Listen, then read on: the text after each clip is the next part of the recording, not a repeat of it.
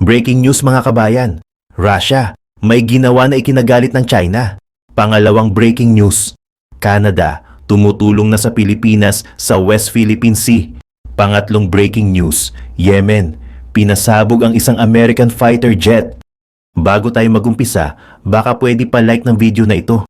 Malaking bagay na to sa aming mga content creators. Maraming salamat po.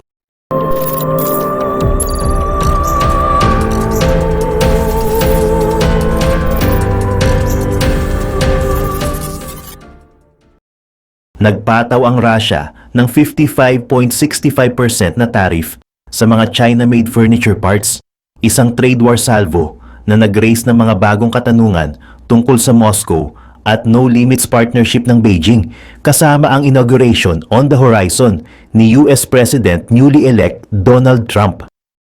Mula noong taglagas ng 2024, ang Customs Department ng silangang lungsod ng Vladivostok ng Russia ay nag-recategorized ng mga furniture sliding rail components nito bilang bearing types na nagresulta sa drastic increase sa tariffs mula 0 hanggang 55.65%.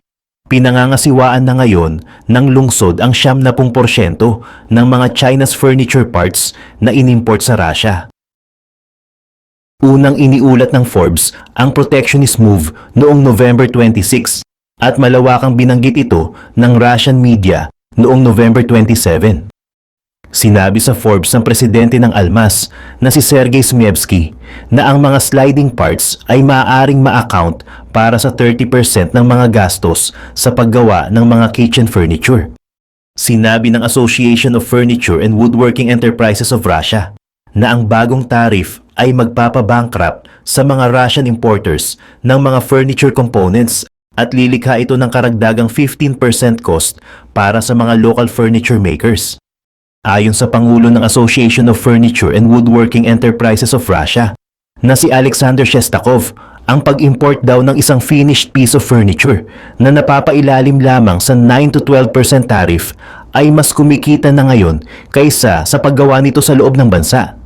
Sinabi niya na ang mga targeted components ay kasalukuyang hindi pinroduced sa Russia, kung saan ang imports nito ay halos 1.3 billion US dollars ng mga furniture parts taon-taon na pangunahing nagmumula sa China. Idinagdag niya na ang mga furniture parts importers ay dapat na ngayong magbayad ng 2 million hanggang 2.5 million rubles na halaga ng mga tarif para sa bawat container na nagiging sanhi sa marami upang ipadala ang mga ito pabalik sa China sa halip na i-deliver. Samantala sa iba pang mga balita, natuklasan ng isang Canadian surveillance aircraft ang ilang fishing violation sa eastern seaboard ng Pilipinas sa loob ng 2 linggong patrol kasama ang mga tauhan ng Bureau of Fisheries and Aquatic Resources o BFAR. Ayon sa officer in charge sa BFAR Fisheries Resources Management Division na si Roy Ortega, ito umano ay isang eye-opener at dati ay nakafocus lang daw sila sa pag-deploy ng mga surface asset at makapag-cover ng ilan, dagdag pa ay napakaluwag daw nito sa dagat. Sa pamamagitan ng air asset na ito, na-cover nila ang isang malawak na lugar ng maritime areas sa maikling panahon. Nag-deploy ang Canada ng de Havilland DHC-8 surveillance aircraft na ginamit para sa mga long-range patrols para ma-detect ang mga fishing vessel activities sa loob ng exclusive economic zones ng Pilipinas at sa mga adjacent high seas para sa 72-hour patrol na lumipad palabas ng Cebu mula November 13 hanggang December 1. Nakakita sila ng 88 potential fishing violations na sasailalim sa investigasyon ng gobyerno ng Pilipinas. Kasama sa mga aktibidad na ito ang fishing with unregistered o mga unmarked vessels at ang paggamit ng mga ipinagbabawal na mga gear. 50 sa mga paglabag na ito ay nasa high seas o sa labas ng jurisdiksyon ng bansa. Ayon kay Sean Wheeler ng Department of Fisheries and Oceans ng Canada, ito daw ay isang lugar na wala gaanong available na traditional enforcement assets. Kaya ito ay nakikita sa buong mundo na mayroong low deterrence para sa IUU o illegal, unreported and unregulated fishing. Sinasabi din na ito ay kadalasang nangyayari At iyon ay bahagi ng dahilan kung bakit sila narito at kami ay talagang nakikipagtulungan sa BIFAR upang makakuha ng higit pang mga surveillance assets sa labas upang mas maunawaan ang fishery, maunawaan ang levels ng IUU at epektibong ma-deter ang IUU fishing, dagdag niya. Tinatawag na Operation Bantay Laud o Sea Guardian ang misyon na naglalayong labanan ang IUU fishing sa Western Pacific. Ito ay bilang bahagi ng Indo-Pacific Strategy ng Canada. Sa iba pang mga balita, sinabi ng hukbong Yemeni noong linggo na nagpaputok ito ng 8 missiles at 17 drone sa isang US carrier na nagpabagsak sa isang F-18 fighter jet. Ang Yemeni Armed Forces ay nag-anunsyo sa isang pahayag na nagsasabing napigilan daw nila ang magkasanib na pag-atake ng US at British. Tinarget din daw nila ang aircraft carrier na USS Harry S. Truman at ang ilang mga destroyer na kasama nito. Sa isang pahayag, sinabi ng Yemeni Armed Forces na ang operasyon ay isinagawa gamit ang 8 cruise missiles at 17 drones. Inanunsyo din ng Yemeni Armed Forces na sa panahon ng operasyong ito, isang American F-18 aircraft ang binaril ng mga puwersang Yemeni nang sinusubukan ng mga destroyer na harapin ang mga Yemeni drone at missiles. Binigyang diin pa ng Yemeni Armed Forces na matapos matarget ang aircraft carrier, umalis ang enemy aircraft sa Yemen upang ipagtanggol ang carrier. Samantala, 2 piloto ng US Navy ang ligtas na nakaalis matapos barilin ang kanilang fighter jet sa ibabaw ng Red Sea noong Sabado. Noong 2019, inakusahan ng US media ang China ng pambubuli sa South China Sea dahil sa kanilang malalaking terraforming operations para gumawa ng mga artificial islands. Ayon sa press, isa sa mga malaking epekto ng mga isla na ito ay ang posibilidad ng isang all-out war sa USA. Hindi ito maipaliwanag ng China at hindi rin nila inaamin na may problema sa mga isla ngayon. Sa video na ito, makikita natin na maaaring may malaking problema ang China na maaaring magresulta sa napakamahal at isang catastrophic loss. Bago natin talakayin ang mga problemang ito, ipapaliwanag muna natin kung ano talaga ang mga terraforming operations na ito at ano ang epekto nito sa mga bansa sa rehiyon at sa buong US. Tatapusin natin ang video sa aming mga opinyon kung gaano ka-useful ang mga isla na ito sa isang digmaan laban sa US.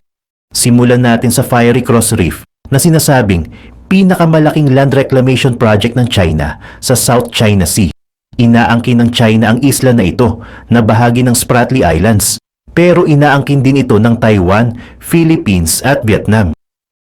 Bago ang 2014, halos wala pang nangyayari sa Fiery Cross Reef. Ngunit ngayon, mukhang isang lugar na maaaring maging mahalaga sa isang digmaan. Makikita mo sa kahit anong mapa na napapalibutan ito ng maraming bansa. Inaangkin ng China ang malaking bahagi ng rehiyon, kabilang ang Paracel Islands, Spratly Islands, at iba pang lugar tulad ng Prata Island, Brecher Banks, Macclesfield Bank, at Scarborough Shoal. May 9-dash line ang China sa mga lugar na inaangkin nila. Ngunit saan nakuha ng China ang ideya na lahat sa loob ng 9-dash line ay kanila? Sino ang may karapatang gumawa ng ganitong desisyon kung maraming bansa ang malapit? Marahil ang sagot ng China ay ang pinakamakapangyarihang bansa, ngunit siguradong hindi ito sinasang-ayunan ng kanilang mga karibal. Ang China ay naging superpower sa buong mundo sa loob ng maraming siglo. Kung titingnan mo ang kasaysayan ng global GDPs, ang China at India ay mas mayaman kaysa sa ibang mga bansa noong taong 1,000. Pinaniniwalaan na ang kanilang pinagsamang GDPs ay umabot sa halos 50% ng kabuuang GDP ng mundo. Noong taong 16th century, ang share na ito ay 51.4% ng global GDP. Ang China ay nasa 29% at ang India ay nasa 22%. Mula 17th century hanggang huling bahagi ng 18th century, ang China ang number 1, depende sa historian na tatanungin mo. Minsan, iba-iba ng kaunti ang mga values. Ngunit walang hindi sang-ayon na ang China at India ang nanguna sa mundo pagdating sa pera. Tinawag ng China na backwater ang Europe sa loob ng maraming siglo. noong ang malaking bahagi ng Europe ay talagang backwater kumpara sa highly advanced na sibilisasyon ng China. At ito ang isa sa mga dahilan kung bakit tiwala ang China na pag-usapan ang kanilang mga sinaunang mapa at tala na nagpapakita ng iba't ibang dinastya kabilang ang Song, Yuan at Ming dynasties na kontrolado ang South China Sea. Isang opisyal na pahayag ng China sa EU noong 2016 ay nagsabi, ayon sa mga sinaunang teksto ng Chino na kasing tanda ng Han Dynasties, ang China ay may malakihang aktibidad ng ocean navigation, kalakalan at pangingisda na ang South China Sea ang pangunahing lugar ng maritime activity ng China noon. Ipinaliwanag nila na ang China ang nakatuklas ng mga isla, islets, reefs at shoals at maaring hindi sang-ayon ang ibang bansa at ang EU. Gayunpaman, ito ang paliwanag ng China sa kanilang mga claims. Bago ang tinatawag na 100 years of humiliation ng China na nagsimula noong 1839, ang ekonomiya ng China ay 6 na beses na mas malaki kaysa sa superpower Great Britain at 20 beses na mas malaki kaysa sa bagong USA. Ngunit lahat ng ito ay nagbago at nagbago ito ng medyo mabilis. Sa panahong ito, marami sa mga teritoryo ng China ang nawala dahil sa isolationism, hindi pag-modernize ng militar at katiwalian sa Qing Dynasty. Nakaranas ang China ng isang siglo ng mga pagkatalo at pagkawala ng teritoryo. Sinimulan ito ng mga Briton sa unang digmaang opyo noong 1839 to 1842 na nagresulta sa pagkawala ng Hong Kong. Sa ikalawang digmaang opyo noong 1856 to 1860, sumali ang mga Pranses sa Briton sa pagsalakay sa China. Pumirma ang China ng mga hindi patas na kasunduan at nilimas pa ng mga Pranses at Amerikano ang Summer Palace ng China. Sa Sino-French War noong 1884 to 1885, isinuko ng China ang kontrol sa North Vietnam. Matapos ang Sino-Japanese War 1894 to 1895, nawala rin ang Taiwan sa China na naging kolonya ng Japan. Pagkatapos matalo ang Japan sa World War II, nabawi ng China ang mga teritoryo kabilang ang Taiwan. Noong 1949, natalo ng mga komunista ni Mao Zedong ang mga nasyonalista ng China. Tumakas ang mga nasyonalista sa Taiwan pero patuloy pa rin nilang inaangkin ang South China Sea. Bago sila umalis, iginuhit nila ang 11 dash line sa mapa ng teritoryo. Ang Taiwan ay patuloy na inaangkin ang teritoryong ito, ngunit iba ang pananaw ng People's Republic of China. Ang 11 dash line ay naging 9 dash line dahil sa isang kasunduan sa pagitan ng Communist China at Vietnam. Ang rehiyong ito ay puno ng pagtatalo ng iba't ibang bansa. Para sa China, hindi na dapat pagtalunan pa ang kanilang claim. Gayunpaman, inaangkin pa rin ng China at Taiwan ang rehiyon, habang ang ibang bansa ay may kanya-kanyang claims sa ilang bahagi nito. Noong 2009, sinabi ng China na may hindi mapag-aalinlangang soberanya ito sa mga isla sa South China Sea na hindi sinang-ayunan ng Malaysia, Vietnam, Indonesia, Philippines at Brunei. Hindi rin sinang-ayunan ng Taiwan ang claim ng China. Ang Vietnam at Philippines ang pinakamatinding kumukontra sa China. Ang mga pagtatalo na ito ay maiintindihan kung alam natin na 3.37 trillion US dollars na halaga ng global trade ang dumadaan sa South China Sea bawat taon. Halos 40% ng kalakalan ng China at 80% ng kanilang energy imports ay dumadaan dito. Halos 14% ng maritime trade ng US ay dumadaan din dito. Kung mababa ang trade corridor na ito, magdudulot ito ng kaguluhan sa US at iba pang bansa. Humigit kumulang 30% ng global crude oil at kalahati ng mga fishing vessels sa mundo ang dumadaan sa South China Sea. May mga likas na yaman tulad ng krudo at natural gas dito. Kaya kung magkadigmaan, ang pagkontrol sa rehiyon na ito ay magiging isang strategic advantage. Iyon ang dahilan kung bakit mahalaga kung sino ang kakampi ng USA sa mga pagtatalo sa mga teritoryong ito. Siyempre, hindi China. Kahit na malakas ang claim ng China, malakas din ang claim ng iba pang bansa. Tandaan na ang United Nations Convention on the Law of the Sea ay nagpawalang bisa sa claim ng China sa 9 dash line. Noong 2016, sinabi ng isang international tribunal na nilabag ng China ang international law sa pamamagitan ng pagtatayo ng mga artificial islands. Sa Fiery Cross Reef, ang China ang nagtatayo ng mga infrastruktura doon at halos wala nang magagawa ang iba pang bansa upang pigilan ito. Ang proseso ng reclamation ay kinabibilangan ng dredging ng buhangin, lupa at bato mula sa reef gamit ang malalaking dredging vessels. Ang mga materyales ay dinadala sa site at inilalatag upang lumikha ng isang surface. Matapos itaas ang lupa sa Fiery Cross, itinayo ng mga manggagawang Chino ang mga infrastruktura tulad ng airstrip, aircraft hangars, communication facilities, radar installations, accommodation, port facilities at iba't ibang administrative buildings. Ang isla ay protektado ng mga coastal defense structures. Ang paggawa ng mga isla sa dagat ay napaka-ambisyoso, mapanganib at expensive. Hindi tiyak kung magkano ang ginastos ng China sa Fiery Cross, pero tinatayang umabot ito ng $12 billion. Noong 2014, naglagay ang China ng 200 sundalo sa Fiery Cross. Noong 2016, matapos maitayo ang 3,125 metrong airstrip, nagsimula ng lumapag ang mga civilian at military aircraft, kasama na ang military transport aircraft. Naiulat na rin na may anti-aircraft weapons, missile defense system, at early warning radar sites sa isla. Sinabi ng China na wala silang balak gawing militar ang lugar, pero hindi ito pinaniniwalaan ng iba. Ayon sa US State Department, kailangan ng mga claimant na itigil ang land reclamation, paggawa ng mga bagong pasilidad, at militarisasyon ng mga pinag-aagawang lugar. Tinawag ng media ang mga artificial islands ng China na Great Wall of Sand. Bagamat sinasabi ng China na hindi ito military installations, mukhang military bases talaga ito. Sa mundo ng power politics, hindi gustong makipagdigma ng China sa US at mga kaalyado nito, pero nais nitong ipagtanggol ang isang mahalagang strategic area.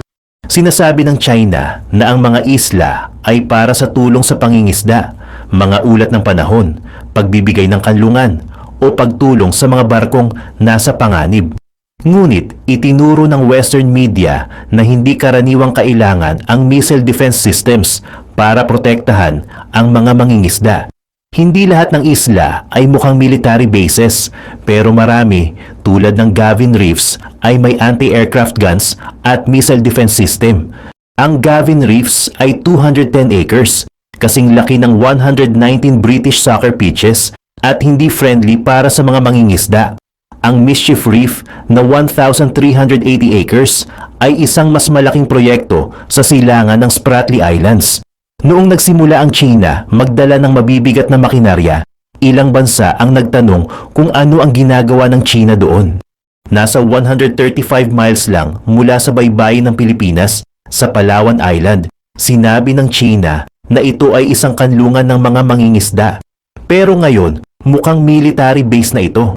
Ang Asia Maritime Transparency Initiative ay naglabas ng satellite images ng malalaking anti-aircraft guns at probable close-in weapon systems. Sabi nila, ginagawa lang ng China ang ginagawa rin ng ibang bansa sa power politics. Nagtayo rin ng China ng 2,644 metrong runway. Inamin nilang ang mga armas ay para sa freedom of navigation. Ayon sa Pilipinas, isa lang ang ibig sabihin nito, gulo o posibleng gulo. Isang international tribunal ang nagdesisyon na ang mga reef ay low tide elevations na hindi nagbibigay ng entitlement sa territorial sea, exclusive economic zone o continental shelf. At hindi ito mga lugar na maaaring maangkin sa pamamagitan ng okupasyon o iba pang paraan. Sa madaling salita, ang mga reef na ito ay hindi para sa pagtatayo ng military bases. At dahil hindi ito itinuturing na aktwal na teritoryo ng isang bansa, hindi kailangang gumawa ng so-called innocent passage ang US malapit sa mga isla dahil sa international law. Walang mga isla na pinag-uusapan. Ginawa ng China ang mga ito mula sa wala. Makikita mo ang progreso ng China sa pamamagitan ng mga satellite images na kinunan sa loob ng ilang taon na nagpapakita ng paglikha ng halos walang tungo sa isang bagay. Ganito rin ang kwento sa Subi Reef. Mula sa isang natural na reef, ngayon ay isa ng developed na lugar na may military base, harbor, at isang landing strip na mga 3,000 meters ang haba. May ilang isla na may laser at jamming equipment. Pwedeng lumapag doon ang mga fighter jets. Walang bahagi ng isla na nagsasabing kanlungan ng mangingisda. Sa nakaraan, kapag ang US Navy reconnaissance aircraft ay lumipad sa lugar, binalaan sila na pumasok sila sa airspace ng China. Sinabi ng isa sa mga radio messages na ang China ay may sovereignty sa Spratly Islands, pati na rin ang mga kalapit na maritime areas, kaya lumayo agad para maiwasan ang maling pagkakaintindi. Sumagot ang piloto, hindi literal, I am a sovereign immune United States naval aircraft conducting lawful military activities beyond the national airspace of any coastal state. Exercising these rights is guaranteed by international law. And I am operating with due regard to the rights and duties of all states. Sa mga misyon na ito, nakita ng US aircraft na ang mga isla ay higit pa sa mga lugar kung saan maaaring magpahinga ang mga mangingisda. Ang mga imahe ay nagpapakita ng mga harbor na kayang mag-accommodate ng hindi bababa sa 40 military vessels.